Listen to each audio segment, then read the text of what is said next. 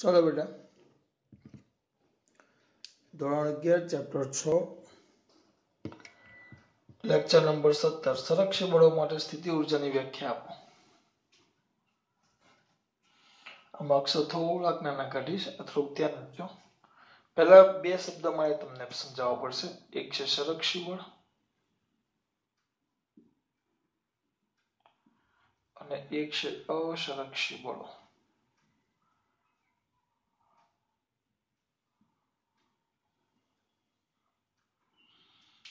એક છે સંરક્ષી બળો અને એક છે અસંરક્ષી બળો. બે બળો છે, સંરક્ષી બળો અને અસંરક્ષી બળો. સંરક્ષી બળ નામ જ છે સંરક્ષણ થાય. વ્યાખ્યા એવું છે સંરક્ષી બળો અને અસંરક્ષી બળો. તો હવે દાખલા તરીકે આ એક પદાર્થ છે અને પૃથ્વીના એક સ્થાન પરથી એક બીજા સ્થાને લઈ જવું છે મારે.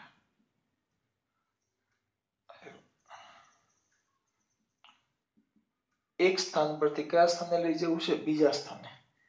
તો મારે એને પૃથ્વીના એક સ્થાન પરથી બીજા સ્થાને લઈ જવું છે. ધ્યાન આપજો.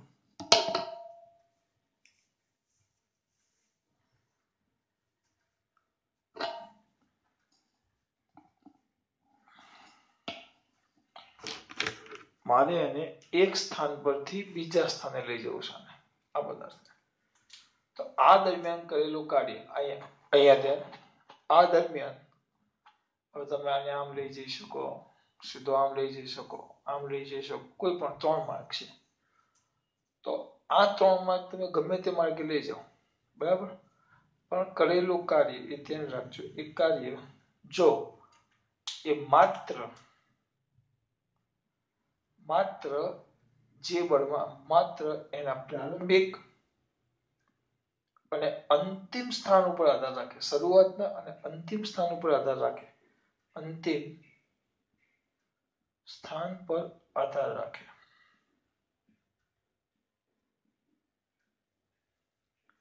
પ્રારંભિક અને અંતિમ સ્થાન ઉપર આધાર રાખે. પ્રારંભિક અને અંતિમ સ્થાન ઉપર આધાર રાખે. પરંતુ પ્રારંભિક અને અંતિમ સ્થાન ઉપર આધાર રાખે. પ્રારંભિક અને અંતિમ સ્થાન ઉપર આધાર રાખે, પણ માર્ગ પર આધાર ન રાખે.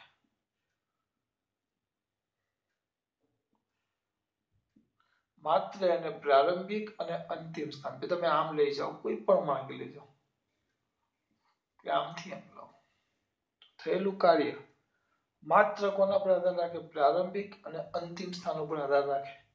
માર્ગ ઉપર આધાર રાખતું ન હોય તો તેવા બળોને સંરક્ષી બળો. જે બળો વડે થતું કાર્ય માત્ર પ્રારંભિક અને અંતિમ સ્થાનો ઉપર આધાર રાખે, માર્ગ ઉપર આધાર ન રાખે પદાર્થ, એને કહેવાય સંરક્ષી બળ. સંરક્ષી બળોમાં આવે ગુરુત્વાકર્ષણ બળ. આપણો 8મું ચેપ્ટર છે ગુરુત્વાકર્ષણ બળ, વિદ્યુત બળ 12મામાં ભણશું આપણે, અને ચુંબકીય બળ એ પણ 12મામાં ભણશું. ગુરુત્વાકર્ષણ બળ, વિદ્યુત બળ અને ચુંબકીય બળ આ બધા આપણે 12મામાં ભણશું. આ 11મામાં આના પછીનો પાઠ છે 8મો, અને આ 12મામાં ભણશું. પછી છે અસંરક્ષી બળ. અસંરક્ષી બળો. તો સર આમાં શું કરવાનું? અસંરક્ષી બળો તેમાં એ જ આવે કે જે બળોની અસર એટલે પદાર્થને એક પ્રારંભિક સ્થાનથી એક બિંદુએથી બીજા બિંદુએ લઈ જાઓ ત્યારે થતું કાર્ય માર્ગ પર પણ આધાર રાખતું હોય અને વેગના ઘટકો પર પણ આધાર રાખતું હોય. તો તેવા બળોને કયું બળ કહેવાશે? અસંરક્ષી બળો. અને એમાં માત્ર એક જ આવે, ઘર્ષણ બળ.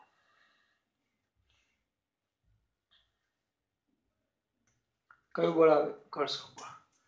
આ માર્ગ ઉપર આધાર ન રાખે, માત્ર પ્રારંભિક આ માર્ગ ઉપર આધાર રાખે, બરાબર. તો એને અસંરક્ષી બળો કહેવાય. ના સંરક્ષી બળ, જ્યાં સંરક્ષી બળ ચાલતું હોય એને સંરક્ષી બળ ક્ષેત્ર કહેવાય, અને જ્યાં અસંરક્ષી બળો લાગુ પડતા હોય એને અસંરક્ષી બળ ક્ષેત્રો કહેવાય. પેલાને સંરક્ષી બળ ક્ષેત્રો કહેવાય ને પેલાને અસંરક્ષી બળ ક્ષેત્રો કહેવાય. આ વાત થઈ તમારી સ્થિતિ ઊર્જાને. આ ખાલી આ સંરક્ષી બળ કીધું ને એટલે મેં તમને સમજાવ્યું કે સંરક્ષી બળો એટલે શું. અસરક્ષીમાં તો આપણે કામ પછી કરશું, એટલે સંરક્ષીમાં જ કરશું. ઘર્ષણ બળ આવશે આ પાઠમાં, પણ અત્યારે નહીં. સંરક્ષી બળ એટલે કે જ્યાં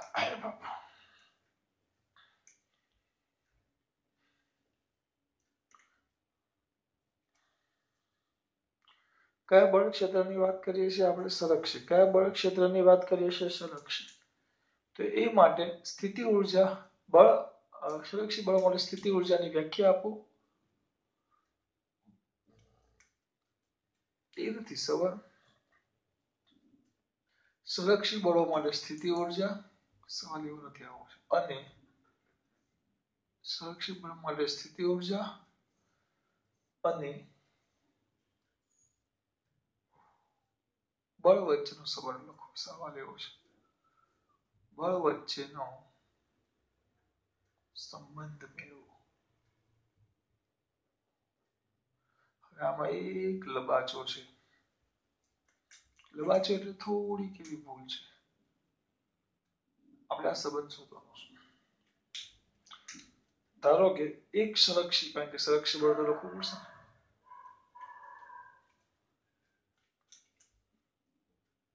ધારો કે કોઈ એક સંરક્ષી બળ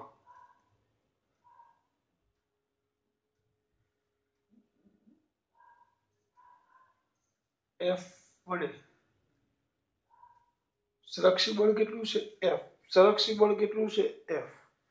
તો સંરક્ષી બળ F વડે પદાર્થનું કેટલું? ડેલ્ટા x જેટલું સ્થાનાંતર, ડેલ્ટા x જેટલું શું બેટા? સ્થાનાંતર કરવા માટે થતું કાર્ય. તો કાર્ય સૂત્ર શું આવે? W. W is equal to F delta x. W is equal to F delta x. આને કહેવાશે સમીકરણ નંબર 1. આગળ જઈએ થોડાક. કાર્ય ઊર્જા પ્રમેય તમને કોઈ ચલાવેલો હશે. તો કાર્ય ઊર્જા પ્રમેય મેં ચલાવેલો છે આજ પાઠમાં. શું આવે? W is equal to delta K. કાર્ય ઊર્જા પ્રમેય W is equal to delta K. તો આ થઈ ગયું સમીકરણ નંબર 2. સમીકરણ 1 અને 2 ને સરખાવતા શું થઈ ગયું? delta K is equal to F delta x. આ થઈ ગયું તમારું સમીકરણ નંબર 3.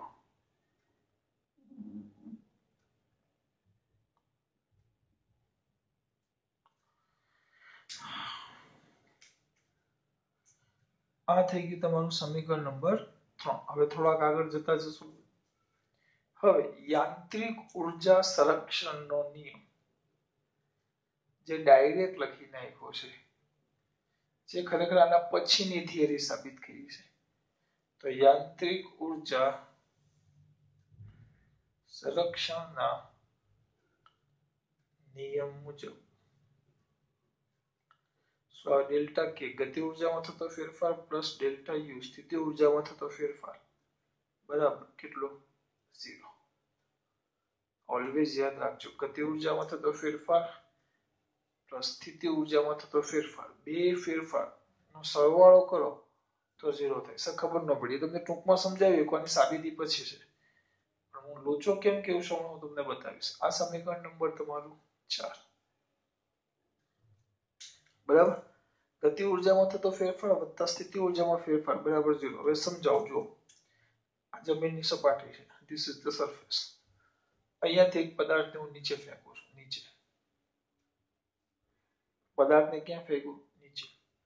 આ સપાટી પરથી જેમ પદાર્થ નીચે આવતો જાય છે, જેમ નીચે આવે તો અહીંયા તેના એનો શરૂઆતનો વેગ v0 બરાબર 0 છે. એટલે એની ગતિ ઊર્જા k, શરૂઆતની ગતિ ઊર્જા 0.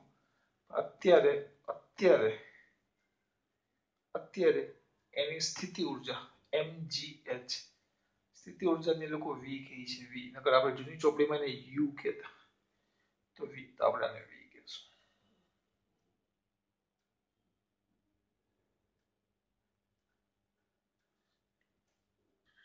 હા, પોટેન્શિયલ એનર્જી કહેવાય વી. વી બરાબર mgh અથવા યુ બરાબર mgh. તો વી બરાબર mgh આવ્યું, હા, પણ વી એ લોકો એમ લખશે v of x is equal to mgh. અત્યારે આ મેક્સિમમ છે, આ મેક્સિમમ છે.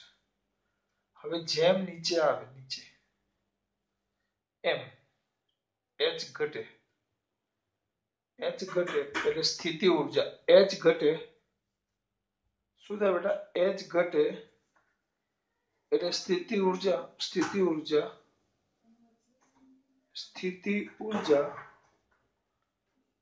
ઘટે એટલે સ્થિતિ ઊર્જા v છે ને એ ઘટે. કેમ? કારણ કે h ઘટે એટલે જેમ નીચે આવે. પણ એમ v વધે, નીચે આવે v વધે એટલે ગતિ ઊર્જા k વધે. એટલે અહીંયાથી જેમ નીચે આવતો જાય એમ યાદ રાખજો, જેટલો v ઘટશે એટલો k વધે. એ જ સાથે સાથે કોઈ પદાર્થને જમીન પરથી ઉપર નાખો તો શરૂઆતમાં v મેક્સિમમ હોય એટલે k મેક્સિમમ હોય, અને h0 હોય એટલે સ્ટોપિંગ પોટેન્શિયલ, સોરી, સ્થિતિ ઊર્જા કેટલી હોય? 0. પણ જેમ ઉપર જતો જશે એમ h વધે તો v સ્થિતિ ઊર્જા વધે, અને v ઘટે, વેગ વધે તો ગતિ ઊર્જા k વધે. ચાલ્યા જ કરે. એટલે ટૂંકમાં જેટલો જો સ્થિતિ ઊર્જા ડેલ્ટા k માં ગતિ ઊર્જામાં જેટલો વધારો થાય એટલો સ્થિતિ ઊર્જામાં ઘટાડો થાય. એટલે આ +10 થાય તો આ -10 થાય. કારણ કે એક વધે તો એક ઘટે, તો પરિણામે એ બેનો સરવાળો કરો તો શું આવે? 0. આ મેં તમને દેશી રીતે સમજાવ્યું, એકદમ દેશી રીતે. કમ્પ્લીટ યાંત્રિક ઉર્જા મેં તમને સમજાવી દીધું. બરાબર. હવે જોઈએ આગળ જોઈએ.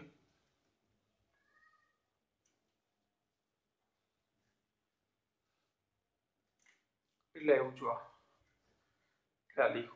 Delta k plus delta v બરાબર 0. ગતિ ઊર્જામાં જેટલો વધારો થાય એટલો સ્થિતિ ઊર્જામાં ઘટાડો થાય. એટલે એક જેટલો પ્લસ બીજો એટલો માઇનસ, એટલે 0. બરાબર. તો આના પરથી લખો તો માટે delta v is equal to delta v બરાબર, ડેલ્ટા v પણ v ઓફ x લખે છે કે ડેલ્ટા v લખે છે? તો delta v bowler Vipul potential is equal to delta k પણ કેવા? માઇનસ.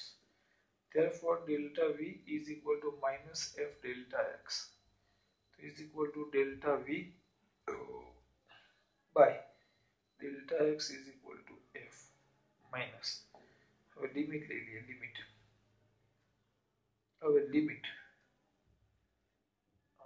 કઈ લઈએ? લક્ષ ડેલ્ટા x ટેન્ડ્સ ટુ 0 લેતા બહુ નાનો સમય લઈ લો. કેવો લઈ લો? એકદમ નાનો. તો આપણું જે બળ f છે, f દેખાય છે મને? બળ કયું છે? f. બળ કયું છે? f. તો f is equal to limit delta x tends to 0. અહીંયા આવશે delta v by delta x પણ કેવું? માઇનસ. તો therefore f is equal to minus dv by dx. આ સૂત્ર આવી ગયો. v એટલે વેગ નથી, સ્ટોપિંગ પોટેન્શિયલ, સ્થિતિ ઊર્જા છે. એટલે આવી ગયું માઇનસ dv by dx. આવી ગયું બળ, સ્થિતિ ઊર્જા v અને બળ વચ્ચેનો સંબંધ. સમીકરણ નંબર 6. સોરી 6 કે 5.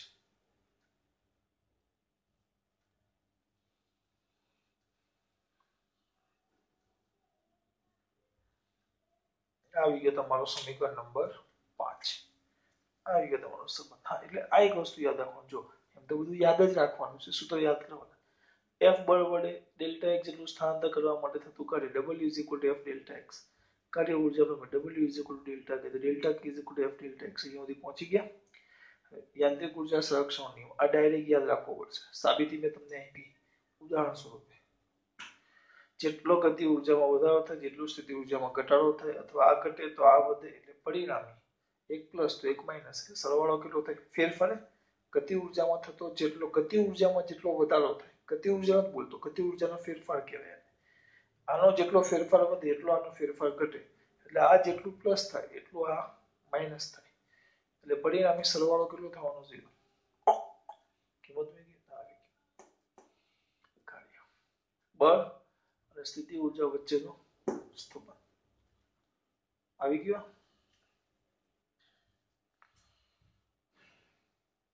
ખબર પડી બેટા? સ્થિતિ ઉર્જા વચ્ચેનો શું આવી ગયો સંબંધ? બળ અને સ્થિતિ ઉર્જા વચ્ચેનો સંબંધ. હવે આ જ ભાગ થોડોક આગળ તપવાનો છે. આ જ ભાગ આ છે ને આને આપણે કહી દઈએ 17A. ના 17 ચાલો લાઈનમાં જ ચાલુ રાખીએ. હવે આના પરથી મેળવે છે યાંત્રિક ઉર્જા સંરક્ષણનો નિયમ. યાંત્રિક ઉર્જા સંરક્ષણનો નિયમ. કયો નિયમ મેળવવાનો કીધો છે? યાંત્રિક ઉર્જા સંરક્ષણનો નિયમ મેળવો. બરાબર. આ બે આમ તો અલગ અલગ થિયરી ચલાવાય પણ મારે તમને બતાવવું છે એટલે ભેગું રાખું છું. આપણે મેળવવાનું શું છે? યાંત્રિક ઉર્જા સંરક્ષણનો યાંત્રિક ઉર્જા કયો બેટા? સંરક્ષણનો શું જોવાનો છે? નિયમ.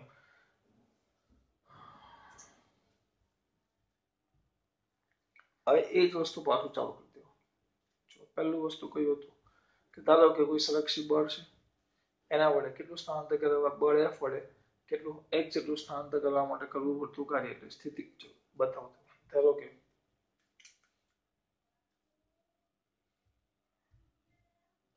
કે સંરક્ષિત બળ એફ વડે કોઈક પદાર્થને ડેલ્ટા એક્સ જેટલું સ્થાનાંતર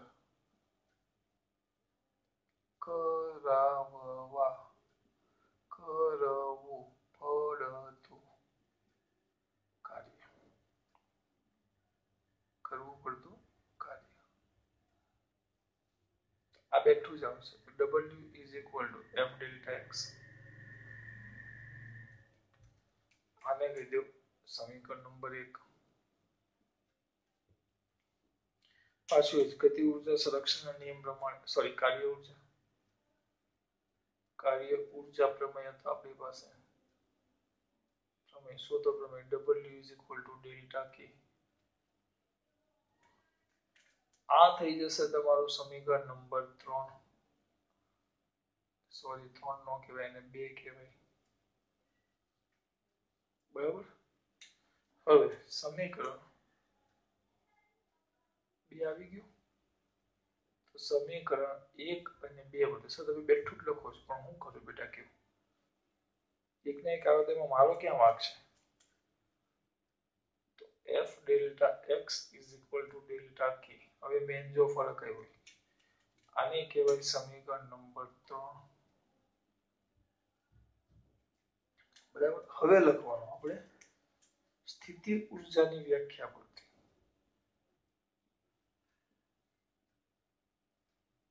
એટલે એનું આ સૂત્ર આજે આપણે સૂત્ર મેળવીએ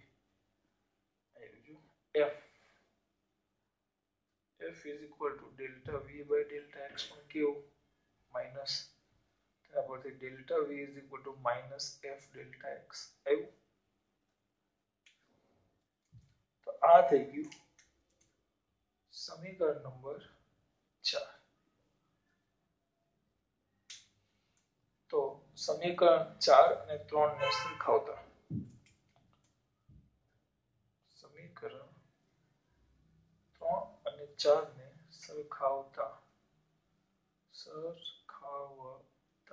થાય? સરખાવતા બોલો બોલો વિપુલ પટેલ સરખાવો ડેલ્ટા કે બરાબર એફ ડેલ્ટા એક્સ અને ડેલ્ટા વી બરાબર માઇનસ એફ ડેલ્ટા એક્સ તો ડેલ્ટા વી સોરી યુ લખાઈ ગયો delta V is equal to minus delta k થાય તો આ બાજુ લાવો તો ડેલ્ટા કે plus delta V is equal to 0 બોલો હવે તમે હું તમને શું કહેતો ખબર પડી હું કેમ કહેતો હતો કે આમાં લોચો છે ખબર પડી તમને why I am telling there is a locho in this શા માટે હું તમને કહેતો હતો કે આમાં લોચો જો હવે આ જે સંબંધ સાબિત કરવાનો હતો એમાં સ્થિતિ ઊર્જાનો સંરક્ષણનો નિયમ લીધો અને સંરક્ષણનો નિયમ સાબિત કરવા માટે આનો છેલ્લો સંબંધ લીધો આવ્યો આ સંબંધ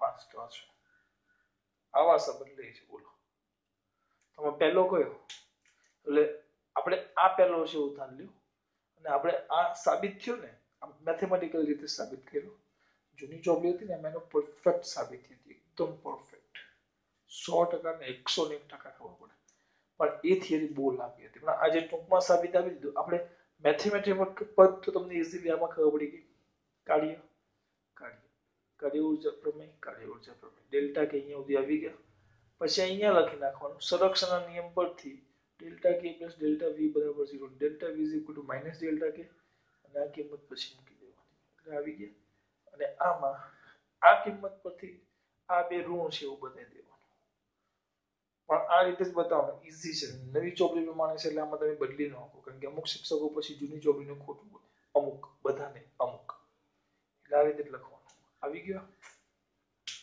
આ થઈ ગયો કાર્ય ઊર્જા સંરક્ષણનો શું બેટા નિયમ બરાબર એટલે આના પરથી હવે આપણે જે આ પાઠમાં જે લખવાનું છે કાર્ય ઊર્જા સંરક્ષણનો નિયમ તો આવી ગયો એ શું કહે છે જો આયરો એટલે કે અહીંયા લખી નાખો પદાર્થની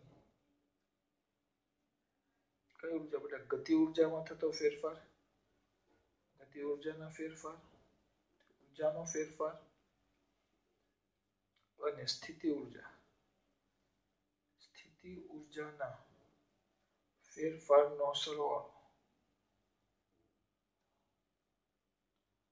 ફેરફારનો સરવાળો કેવું છે અચળ છે આના ફેરફારનો સરવાળો અચળ છે તો એનો મતલબ એમ થયો એના ગતિ ઊર્જા અને સ્થિતિ ઊર્જાના ફેરફારનો સરવાળો કેવો છે બેટા શૂન્ય છે સ્થિતિ ઊર્જા અને ગતિ ઊર્જાનો ફેરફારનો સરવાળો શૂન્ય છે એટલે એનો મતલબ એમ થાય કે કોઈ પણ સમયે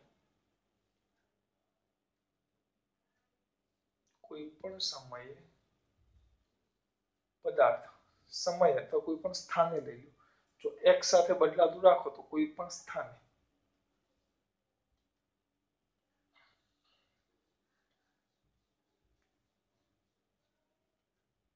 એટલે કે આ પદાર્થની ગતિ દરમિયાન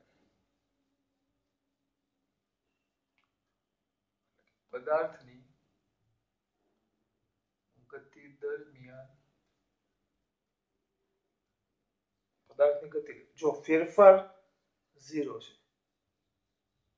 એટલે એનો મતલબ એમ કે સ્થિતિ ઊર્જા અને ગતિ ઊર્જાનો ફેરફાર 0 છે એટલે પદાર્થની ગતિ દરમિયાન સ્થિતિ ઊર્જાનો ફેરફાર નહીં આવે સ્થિતિ ઊર્જા અને ગતિ ઊર્જા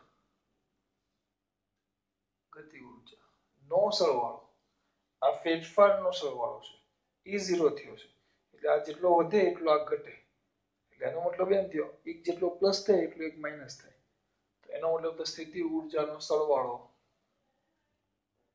કેવો રહે છે અચળ રહે છે એનો મતલબ એમ કે k પ્લસ b કરશો તો એ અચળ જેને જ પદાર્થની યાંત્રિક ઊર્જા કહેવાય અને યાંત્રિક ઊર્જાને E વડે દર્શાવાય એટલે યાંત્રિક ઊર્જાનું સૂત્ર આવે કે ભાઈ k પ્લસ v યાદ રાખજો આના પરથી દાખલા આવશે યાંત્રિક ઊર્જા E is equal to k plus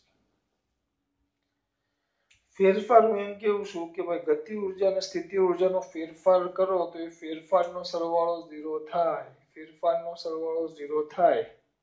બરાબર. ફેરફારનો સરવાળો 0 થાય એનો મતલબ એમ થાય કે ગતિ ઉર્જા અને સ્થિતિ ઉર્જા તો બે કેવું છે અચળ.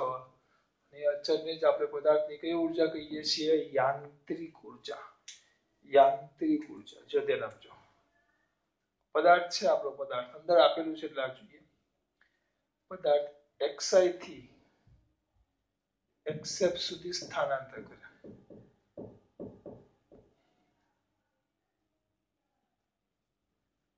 xi થી કયું સ્થાનાંતર કરે xf સુધી. xi એટલે પ્રારંભિક સ્થાન ઇનિશિયલ. f એટલે ફાઇનલ સ્થાન અંતિમ સ્થાન. xf એટલે અંતિમ સ્થાન. લો I એટલે શરૂઆતનો ભાગ ને xf એટલે અંતિમ સ્થાન. આ થઈ જશે એનું અંતિમ સ્થાન ને આ થઈ જશે એનું પ્રારંભિક સ્થાન. બરાબર. પ્રારંભિક સ્થાન. તો ચલો અંતિમ સ્થાન લખો. પ્રારંભિક સ્થાન xi માટે ગતિ ઉર્જા કેટલું? ગતિ ઉર્જા ki. સ્થિતિ ઉર્જા કેટલી? k ને v લેવાનું. તે લોકો આમ આપે છે vxi. અંતિમ સ્થાન કયું સ્થાન? અંતિમ સ્થાન. આ લખ્યું. તો અત્યારે આ બે નો સરવાળો ki પ્લસ vxi. ki અને કઈ બેટા vxi બરાબર ઇઝ ઇક્વલ ટુ ei શરૂઆતની યાંત્રિક ઉર્જા. એ પ્રારંભિક સ્થાને આ એની યાંત્રિક ઉર્જા. બરાબર. હવે અંતિમ સ્થાન લઈ લે. અંતિમ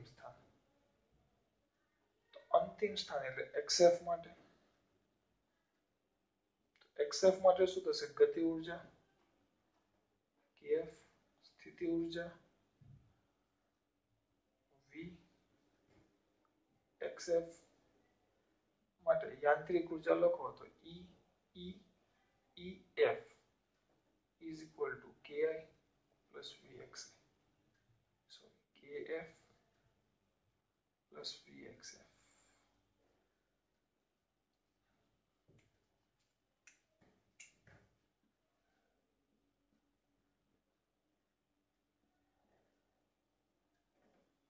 આવ્યો?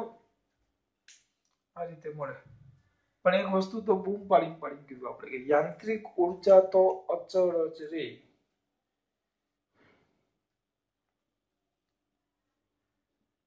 યાંત્રિક ઉર્જા આવું એટલે યાંત્રિક ઉર્જા એ તો કે બેટા અચળ.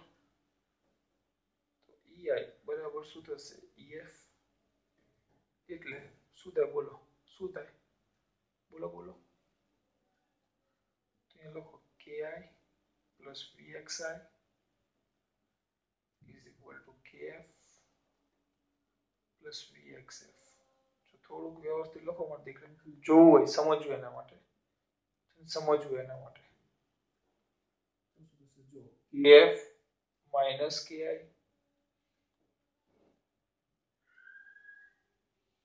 પેલાની બાજુ લઈ જાઓ તો vxf minus vxf plus vxi is equal to kf minus ki. તો ગતિ ઉર્જામાં થતો ફેરફાર ડેલ્ટા k અને આ બાજુ થઈ ગયો માઈનસ ડેલ્ટા v થઈ જશે. તો વ્યવસ્થિત લખો તો delta v plus delta k is equal to 0. અમુક શું કામ જે ખબર નહોતી પડી ને આવી ગઈ જો કે ભાઈ એ બે ના ફેરફાર કેવા 0. એ તો મેં તમને સમજાવ્યું. આ જેટલો ધન વધે એટલો આ ઘટે. એનો ફેરફાર 0 હોય. તો જો ફેરફાર 0 હોય તો મેં એમ કીધું k પ્લસ v અચળ હોય. એ ખબર ન પડી એટલે આપણે અહીંયા ઉદાહરણ લીધું છું. શરૂઆતનું અંતિમ. તો યાંત્રિક ઉર્જા તો હંમેશા અચળ છે. જેટલી સ્થિતિ ઉર્જા વધે એટલી ગતિ ઉર્જા ઘટે. કુલ ઉર્જા ફિક્સ જ રહે. કાંઈ ફરક ન પડે. એમાં કોઈ ફરક ન પડે. એટલે યાંત્રિક ઉર્જા અચળ. તો ei બરાબર ef તો આ સાબિત થઈ ગયું. આ વધારાનું મેં સાબિત કર્યું. આપણે આવું કંઈ સાબિત કરવાનું થતું નથી. આપણે આટલું બધું કંઈ સાબિત કરવાનું થતું નથી. આના પર તમે ટૂંકમાં લખી શકો. આ તો મેં સાબિત કર્યું તમને. તો ટૂંકમાં એમ લખાય, ટૂંકમાં k plus vx is equal two E તંત્રની યાંત્રિક ઉર્જા.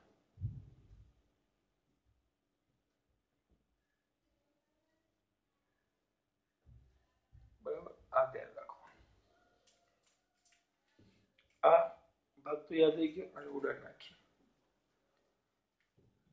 બસ આમાં કેવું છે ખબર, સાબિતી આ રીતે જ છે, યાદ રાખવી પડશે. ચલો આ પૂછીને એક વાર યાદ કરાવો.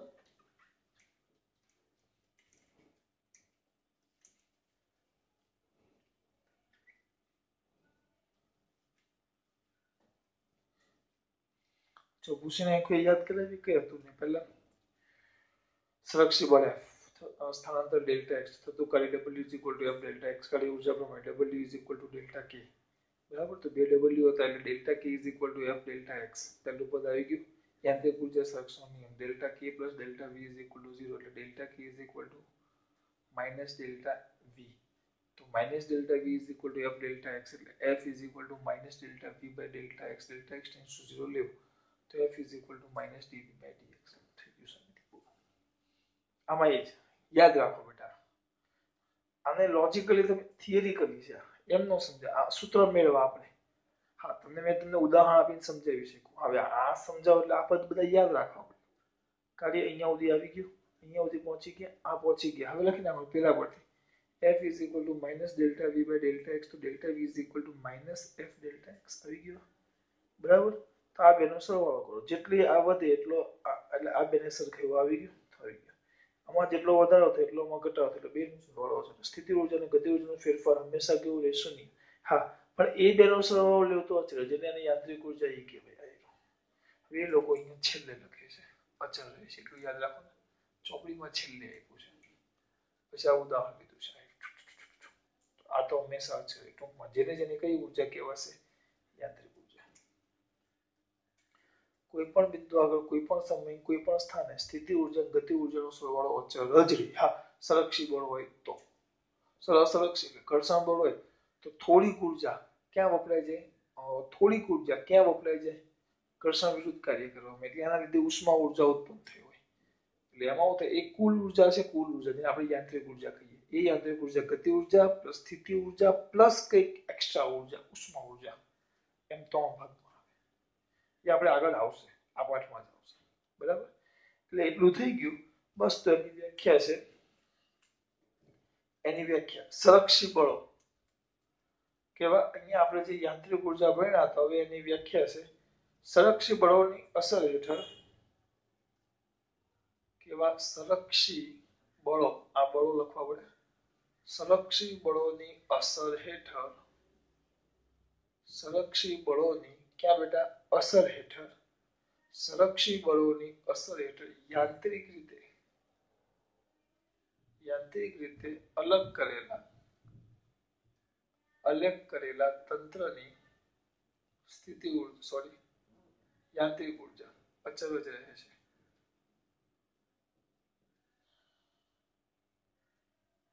એની પહેલી વ્યાખ્યા. અલગ કરેલા તંત્રની કઈ ઉર્જા બેટા, યાંત્રિક ઉર્જા. અલગ કરેલા તંત્રની કઈ ઉર્જા દીકરા, યાંત્રિક ઉર્જા. કેવી રહે છે, અચળ જ. કેવી રહે છે, અચળ જ. શું બેટા રહે છે. અલગ કરેલા તંત્રની કઈ ઉર્જા, યાંત્રિક ઉર્જા.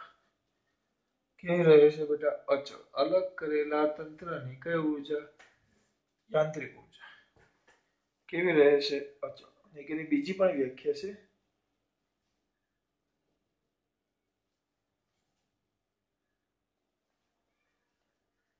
બીજું,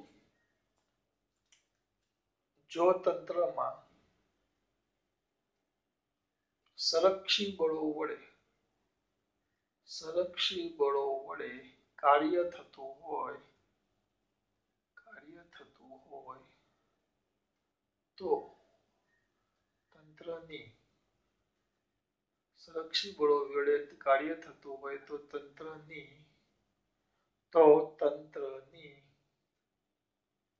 યાંત્રિક ઉર્જા અચળ રહે છે.